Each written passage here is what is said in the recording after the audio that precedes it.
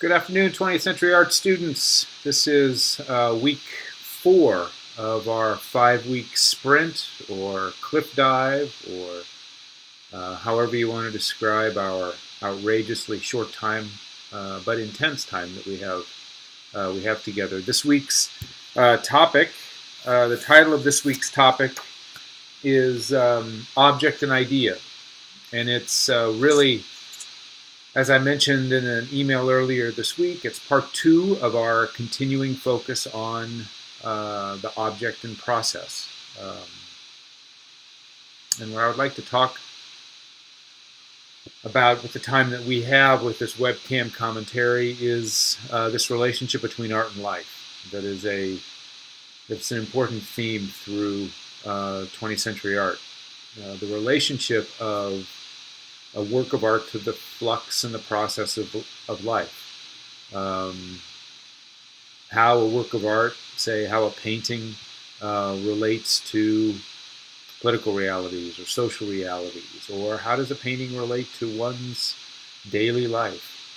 How do we make art relevant? The early 20th century avant-garde, the futurists, the Dadaists, the Russian constructivists, de Stijl, and the various avant-garde movements were really interested in trying to figure out a way to activate the museum or to take art out of the museum.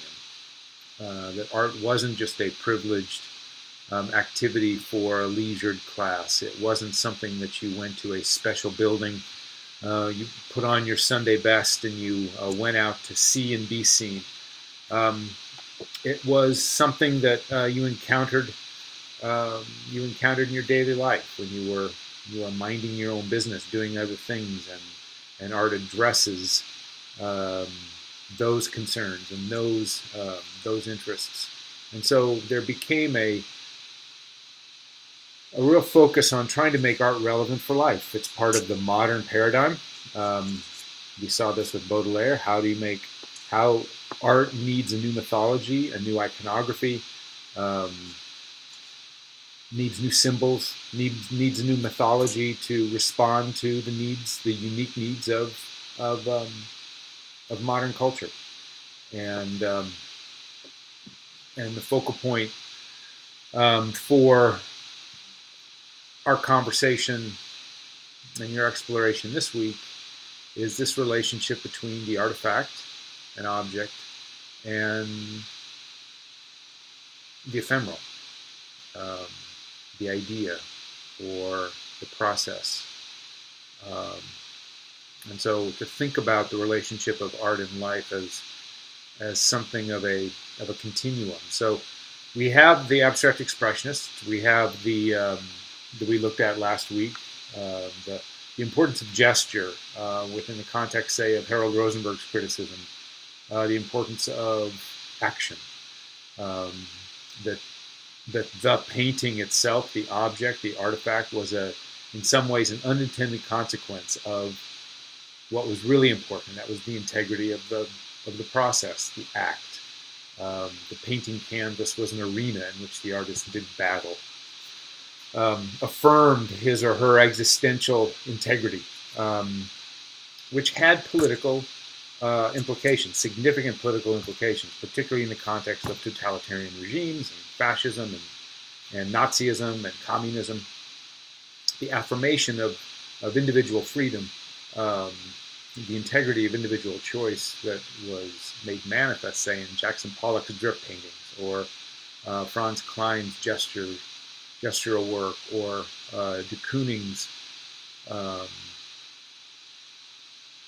slashes of paint, were seen as embodiments of the integrity of human action and human freedom. What we're looking at this week are responses to it. Given the triumph of American painting, given the dominance of abstract expressionism,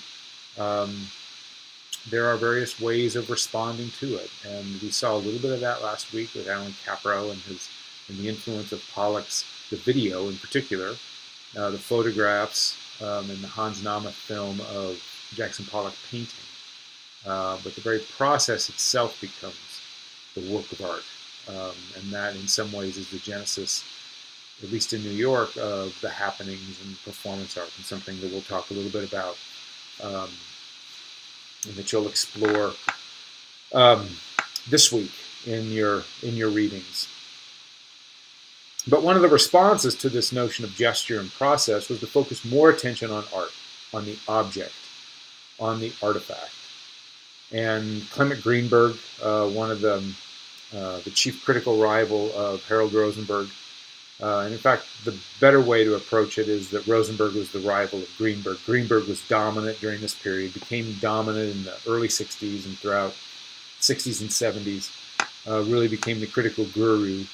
And for Greenberg, what was important was the integrity of the pictorial surface. And so in response to the threat that art was dissolving into life, that art was becoming indistinguishable from simply the banal, everyday existence of human activity, he wanted to reaffirm the integrity of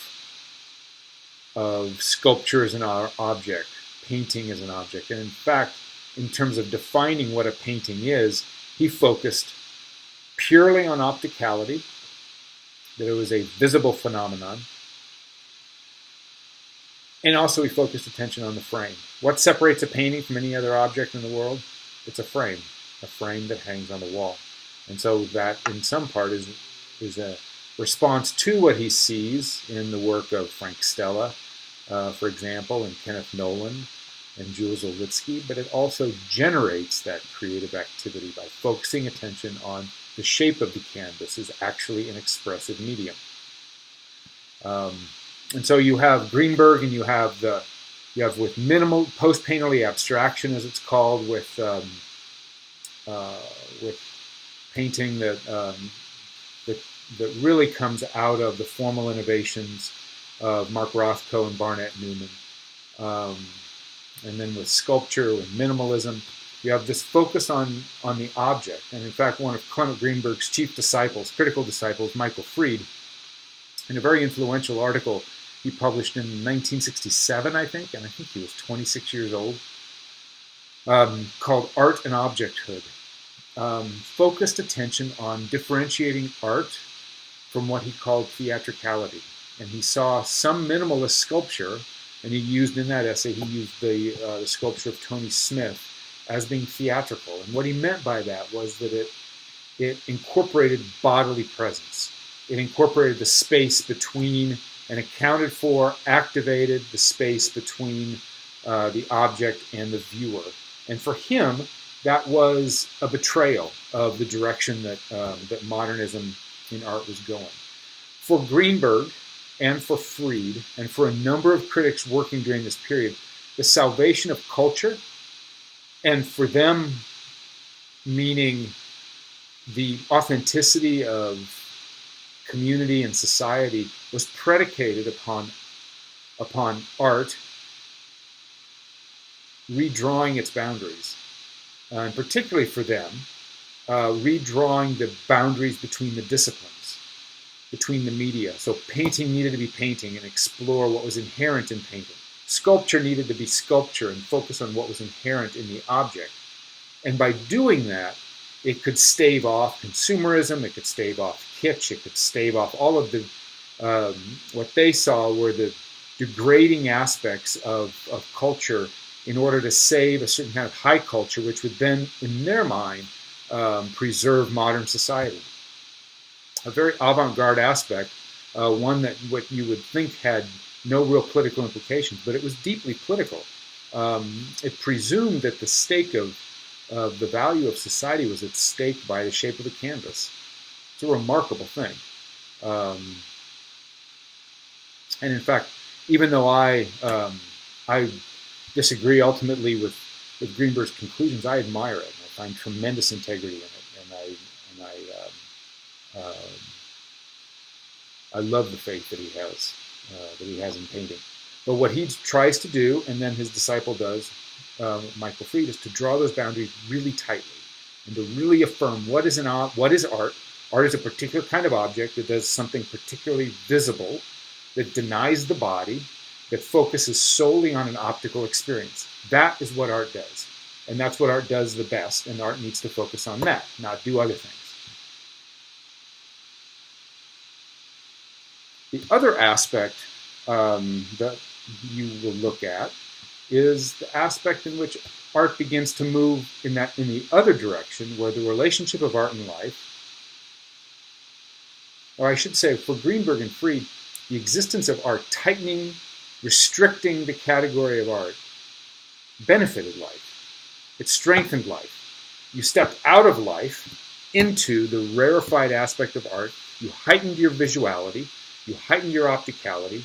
You refined that aspect of making finer and finer visual distinctions. And then you go back into the world with a certain way of seeing the world and experiencing the world. So for a critic like Greenberg, he's not denying the relationship of art and life. He's drawing this relationship in a very specific way. For the other spectrum, for those that were interested in conceptual art, for those that were interested in theatricality, for those that were interested in performance art, it was precisely the opposite. It was the body. It was de-emphasizing the artifact. It was presenting and exhibiting ideas which couldn't be bought, which couldn't play a role in consumer culture. One of the criticisms of Greenberg and Fried's approach and the art that they looked at was it would be too easily co-opted into the churn of consumer culture, which was just chewing up valuing objects. So by focusing on process, by performance, on ideas, one was moving away from and outside of the realm of the market. You couldn't buy it or sell it. No, you couldn't hang an action on the wall, but that also meant you couldn't sell it. It couldn't be sold again at auction. It couldn't be treated just as a piece of merchandise. So it operated in a different way. And so if art is operating in the context of these processes, of ideas, of feelings, of memories, then it's already participating in life in a different way. And you're not thinking about art as something that you're going to a museum to see or a gallery to see, or putting on your art hat with art history, with your art history guide, with your stuffy British curator with the shoulder, with tweed jacket and shoulder patches and a bow tie. It's in the flux of life. It's responding to contemporary events. It's out on the street corner. And that's what you see with Claes Oldenburg and his exhibition, The Store.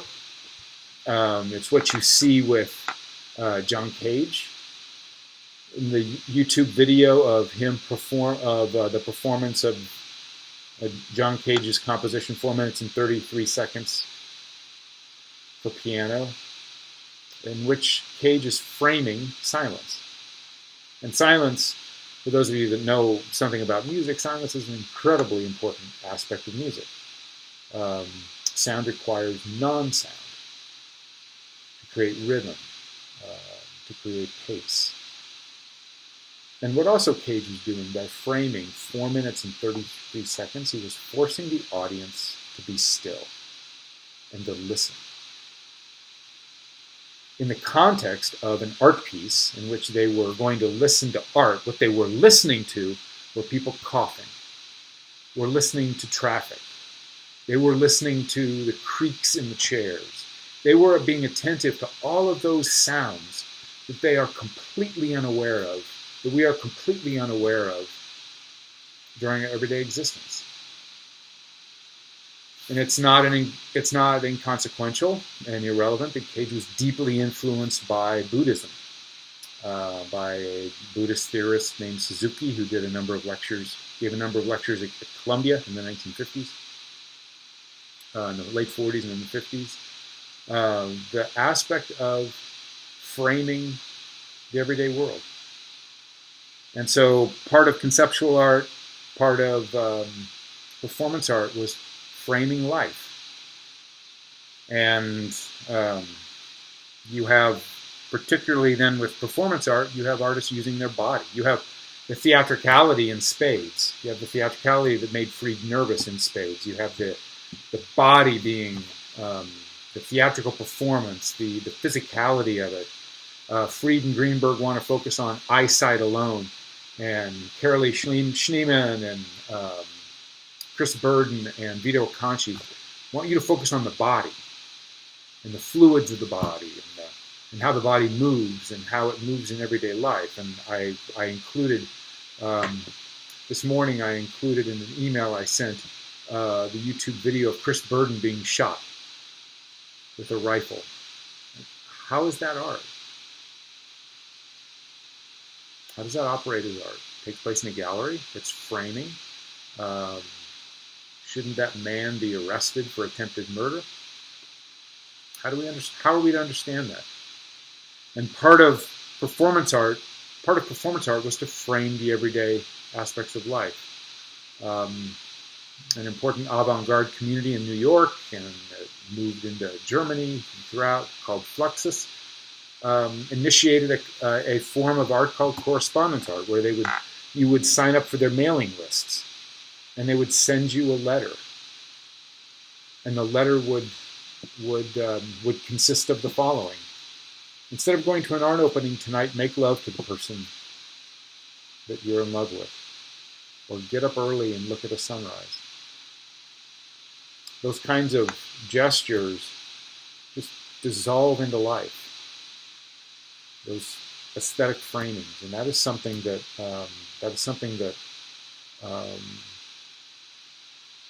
that's an important aspect of thinking about the relationship of art and life. It's the aesthetic, it's feeling, experience. It's finding a way for us to feel and to experience in an intense way. I mean, Michael Freed and Greenberg are trying to do that with the artists that they're looking at, with a particular kind of experience, of perception, a visual perception, pure opticality, as they called it. And for the performance artist, the object artist, the conceptual artist, what they're interested in is framing an experience and making that everyday experience, which in many ways just dissolves into the ether of just as we go about our day, to give it a sacredness, to dignify it with art. And I found Robert Rauschenberg's description of the process of his drawing the Erased de Kooning to be remarkable. And the art of it, in many ways, is the story that he's telling, and the memory that it creates, and the relationship and those gestures, sacred gestures in many ways. Art is a particular kind of liturgical practice, and the performance artists are focusing on that, drawing attention to that liturgical component, the sacredness of the everyday. So both sides, object and idea, or object and performance, are trying to make sense of this relationship of art and life. They're doing it in very, very different ways. And it's interesting that they're coming out of the gestural triumphalism of abstract expressionism. So I hope these thoughts have been helpful to you, and I look forward to greeting you again next week with the fifth and final webcam commentary in our 20th Century Art class. Enjoy the rest of your week. Thank you.